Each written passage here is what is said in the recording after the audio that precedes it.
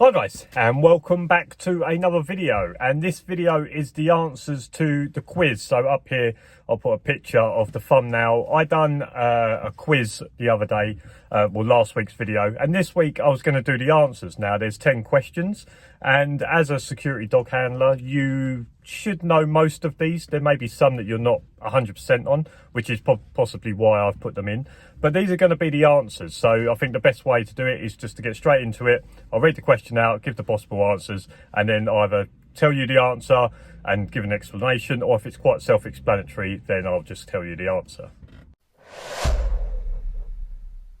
So question one, as a security dog handler myself, it is a year that is very important, and obviously I would expect anyone that is a security dog handler to know this, or anyone that is aspiring to be a security dog handler to be one of the first things they learn. But if you are an aspiring security dog handler and you don't know, then now you do by watching this video. So the first one was, what year was the Guard Dogs Act formed? 1992, 1975, 1997 or 2008?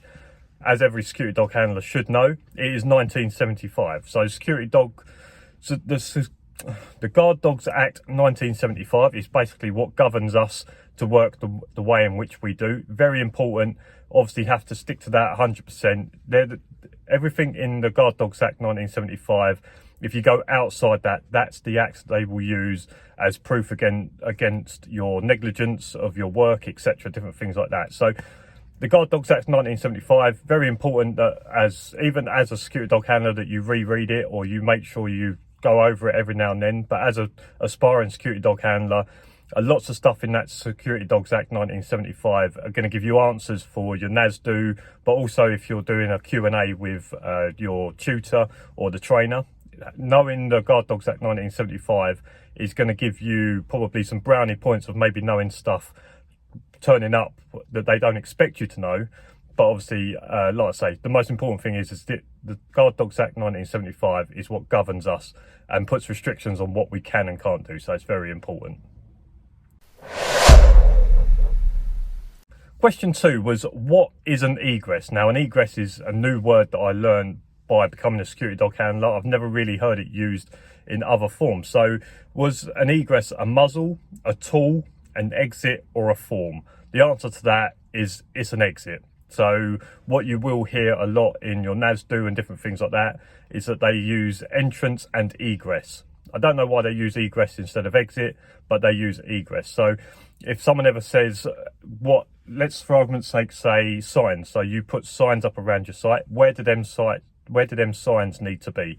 They need to be at every known entrance or egress. Don't say exit, entrance or egress. It's just a funny word. Like I say, it's a word that I've only learned by doing this. So yeah, the answer to question two is, what is an egress? It is an exit. What are you doing?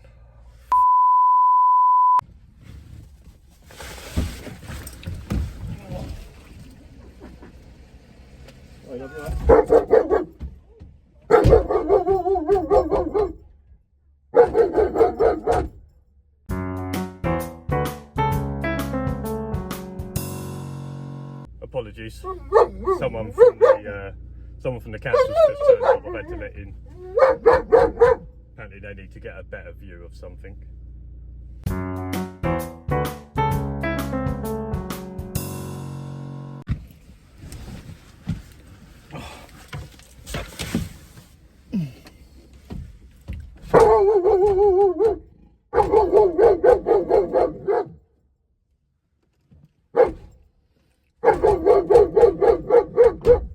Someone's alerted. Alright, Coop. Alright, mate. We're all good. I know, someone's upset you. Okay, after that excitement, question three. Question three was a true or false statement. So I gave you a statement, you had to tell me if it was true or false. So is it true or false? You can gift a trained or part-trained dog to someone under the age of 18. So that would be someone like my dog. So he has got a certificate to say that he can do the job that he does. So he is trained, but obviously before that he was part-trained. Now, are you able to gift that dog to someone under the age of 18? You cannot do that. So it was a false statement. Now, probably the main reason you would know that is that you can't do your NASDO or your SIA if you are under the age of 18 years old. So if you're not old enough to be able to become an SIA officer or become a security dog handler, you shouldn't be old enough to be able to be in control of a trained or part-trained dog. So that was a false statement. You cannot gift a trained or part-trained dog to someone under the age of 18. Once they turn 18 and they do their SIA and they start their NASDA, etc., then obviously they can have the dog. They can have the trained or part-trained dog, but you cannot gift a trained or part-trained dog to someone under the age of 18. The way in which you know that is that you can't become an SIA officer or start your NASDO before the age of 18. Question 4 was, what fire extinguisher is required on board a handler's vehicle? Is it a water, a foam, a wet chemical, or a powder? Now, when I first looked at this, the answer that I got was powder. So if you go into Google and say, what fire extinguisher do you need to have for a car? The first one that pops up at the top, it says powder. And a powder fire extinguisher is the one that I have on board. But looking down a little bit further, that there is another website that says that you can use foam. So the answer to that is either foam or powder. You might want to do your own research into that. I think they were saying about foam for sort of petrol fires and things like that, but they do say that powder as well. So if you answered powder or foam, I would say that is the right answer. Maybe look at it, Google it, and go into a bit more detail yourself. But I saw that powder and foam were the answers. So, like I say, I've got a powder on board. The problem is with what we have to carry by standard is it just says fire extinguisher. It doesn't actually specifically say which one, so you have to look at it into it yourself. I've got a powder one, but also, according to Google, you can have a foam one as well.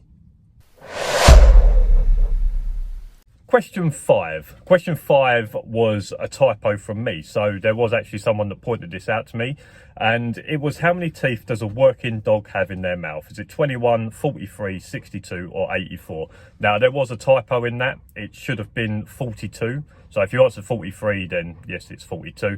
So that was a typo, which just goes to prove, if someone writes something out, I will read it word for word, even if I know that the answer is wrong. So yeah, it is 43. The reason that I know that it was a typo is because 84 was double 42, because for some reason when people talk about it, they talk about sets of teeth. So when I heard 42 sets of teeth, I always thought, well, is that 42 or is that 42 sets as in 84? So the answer is B, 43, but it is 42. So yeah, the answer to that is 42. That's pretty self-explanatory. It happens, it's the same for every working dog. Question 6 is another important one, another important four numbers that you need to learn, and it was, what is the British standard we must adhere to? 8715, 8175, 8517 or 8, can't remember what I did because I wrote the same one twice. And the answer to that is 8517. So the British standard is BS 8517.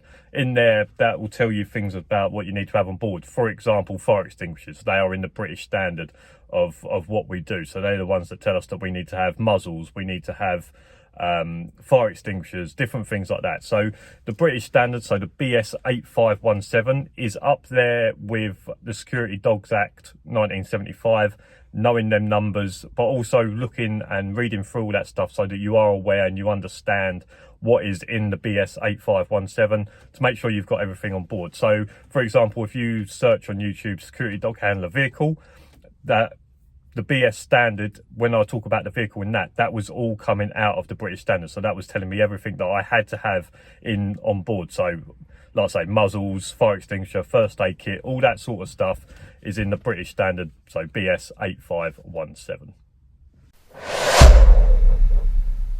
Question 7. Which of these is a known patrol according to the SIA? An instant patrol, a reactive patrol, a snap patrol, or a concerned patrol? Now, this has come out of the booklet I got when doing my SIA course, and the answer to it is snap patrol. I think reactive patrol sounds a little bit better, but they go with snap patrol. So instant patrol, reactive patrol, and concern patrol were ones that I made up. The actual answer to the question is a snap patrol. So that would be, I'm sitting here and I see someone over there, or something catches my attention over there, and I snap into a patrol. So I get my vest on, get the dog out, or whatever. If I want to get the dog out, I put my vest on and I go and do a patrol. That's a snap patrol. So that might be, for argument's sake, you're working in a shopping centre and you get sent through on the radio that there's something going on in a certain area of the shopping centre. They will snap into a patrol and they will go out and do a patrol. So that's more of like I say, I think like a reactive patrol sounds a little bit better than snap patrol, but they go with snap patrol. So it's a reactive one to, like I say, so something you see or something you hear about or something that catches your attention. Then you snap into a patrol and you go and do a patrol of the area. So question 8 was another true or false. You are obligated to give a member of the public your full name whilst working as a security officer if they ask for it. So let's, for argument's sake, I'm working as a security dog handler and someone says, what is your name? Everyone's catching his attention now. All right, Coop. All right, he's just walking past. He's just walking past, mate. I know someone's upset you. All right? Good lad.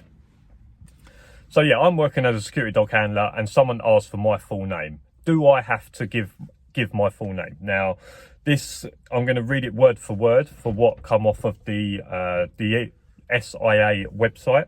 So someone asked, if a member of the public requests my full name, am I obligated under law or code of conduct to provide the details? They said, in answer to the question on whether you are obligated under law or code of conduct to provide details of your full name, the only people to whom you are obligated to show your badge or provide details of your full name when asked are the police, SIA officers, and those whom the SIA have given authority under Section 19 of the Private Security Act. Typically, these will be licensing officers from local councils. Although members of the public have the right to request that you show them your licence, you are not obligated to show it to anyone other than those listed above. And that comes straight off the SIA government website. So, although members of the public have the right to request that you show them your licence, you are not obligated to show it to anyone other than those listed above. The police, SIA officers, and know who the SIA have given authority under Section 19 of the Private Security Industry Act. So that kind of clears that up. That's quite an interesting one because obviously people can ask to see your licence and it's up to you whether you do it. Now, my licence has my name on it. Every licence has my name on it. Now, what you have to think about is that if you have your licence out on show and someone asks for your full name, you can decline and say, I'm not going to give you my full name. Now, they can read it on my licence, but you have to remember that you need your space for your dog. So the safe space is sort of 4 foot or a dog's length past the dog's head. So for example, I have a dog, I have a 6 foot lead, then I'll have the dog's head, and then I need to leave another dog's length before that person. So you're talking about 12 foot, 10, 12 foot. I'm going to say 12 foot to be on the safe side to give myself enough room. I'm not going to let someone into that 12 foot space. I'm going to say, right, you need to stay 12 foot away because that's a safe distance between my dog, me, and you. If they can't read the name on my license from 12 foot, that is not my issue. They can, if they want to take pictures or whatever, and they want to zoom in, then they can do that. But I'm not obligated to give out my full name. Now, under this, it says that although they have the right to request that you show your licence, you are not obligated to show it to anyone other than police, SIA officers, and people who the SIA have given authority to. But like I say, as working as a security dog handler, you have to have your safe space around you, which I say is 12 foot. I'm pretty sure most people say it's 12 foot as well. If they can't read the name of my licence from 12 foot, like I say, that's not my issue. They either need to get better eyesight, or they need to find another way, using a camera or whatever it is, to zoom in and take a picture of my license. If they decide to do that, I'm not obligated to stand still whilst the camera focuses in order to take that picture as well. So although you have your license out on show, you don't have to show it to members of the public when they request it, and you don't have to give out your full name. And if they try to take photos, you don't have to make it easy for them to take that photo. You can turn, you can move, whatever it is. So I think that's an interesting one, because a lot of people will say that you have to give out your full name or you have to show your license, but that was straight off the SIA government website. So just running through that again. In answer to the question on whether you are obligated under law or code of conduct to provide the details of your full name, the only people who are required to show your badge to and provide details of your full name when asked are the police, SIA officers, and those whom the SIA have given authority under Section 19 of the Private Security Industries Act. Although members of the public have the right to request that you show them your licence, you are not obligated to show it to anyone other than those listed above. So I think that's an interesting one. So like I say, the answer to question 8 was obviously false. You don't have to give out your full name if a member of the public requests it. Now question 9, what criminal offence is someone committing if they are doing these two things? They are trespassing and intentionally obstructing, disrupting or intimidating others from carrying out lawful activities. So what criminal offence would they be committing? And the answer to that is aggravated trespass. So aggravated trespass. Now, most of us will know that trespass is under civil law. So, I think it's civil law. So in terms of that, it's up for me to deal with that person. So let's for argument's sake, someone walks across here and they're just trespassing. That's between me and them, or me and the council, or whoever is employing me. It's up to us to deal with that situation. Now, a lot of people will see people like protesters or people like that come over and trespass. Now, they will say that they're trespassing, but they are causing aggravated trespass if they are intentionally obstructing, disrupting or intimidating others from carrying out lawful activities.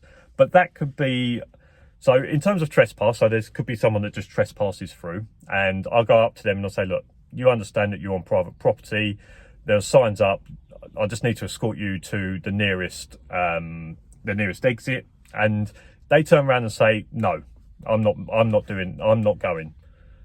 The moment they say no and they start disrupting, intimidating me or obstructing me from doing my job, that becomes aggravated trespass. They are now no longer just a trespasser. They are committing aggravated trespass. So you need to kind of learn that and know the boundaries of it, because if you phone the police up and you say, I've got a trespasser, they will say, that's nothing to do with us, why are you calling me? If you ring them up and you say, I've got someone that is committing aggravated trespass, it becomes a different story. Yes, the police will probably ask you questions to make sure that it is aggravated trespass, but if they are intentionally obstructing, disrupting or intimidating others from carrying out lawful activities, it is aggravated trespass, which is a criminal offence. So what criminal offence if they are trespassing and intentionally obstructing, disrupting or intimidating others?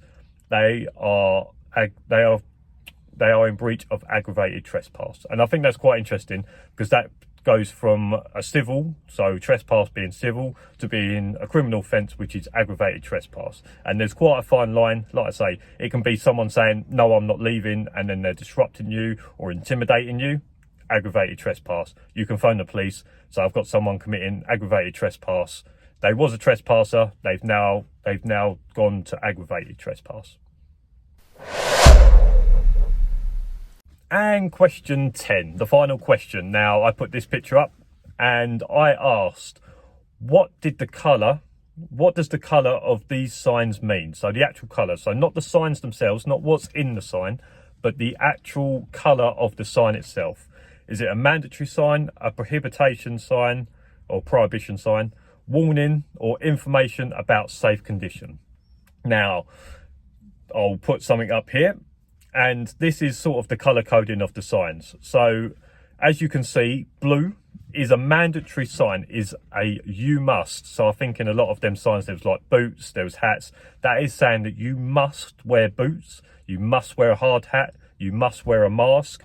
So looking through it, so prohibition is red. So there are things like do not. So like say with that one you can see a red circle with a line through it. So that is do not enter, do not walk here, no crossing, whatever it is, it's a do not.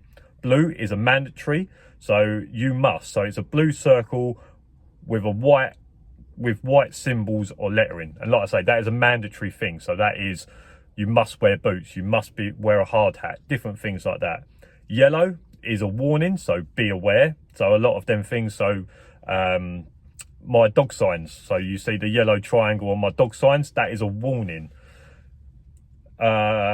Safe condition, which is green, there are things like fire, so fire exits, mostly to do with fire. You'll find that is a safe condition. So it's a green square or rectangle with white symbol and lettering. So as you see, people will say, you'll see ones green with fire exit, or a fire, a green with a man running in a certain direction for like fire exit, etc.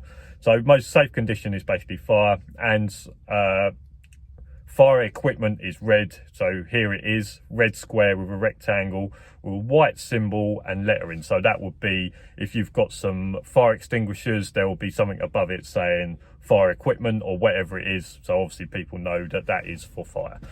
So yeah, so if you're looking at question 10, so the blue signs up here, they were mandatory. They are saying that you must do this, you must wear that, etc, etc. So they are the answers to my 10 questions of the quiz. Like I say, I think some of them are interesting. Some of them, a lot of people should know if you are a security dog handler already. Most of them you should know if you're a security officer. So I think there's a few interesting ones in there, especially the one about whether you have to give your full name, etc. So I think there is some interesting questions in there. Apologies for obviously being caught a bit halfway through. But like I say, that's part of being a security dog handler, reacting to stuff that happens, people pulling up or whatever it is, and having to react on that. So hopefully you enjoyed the answers.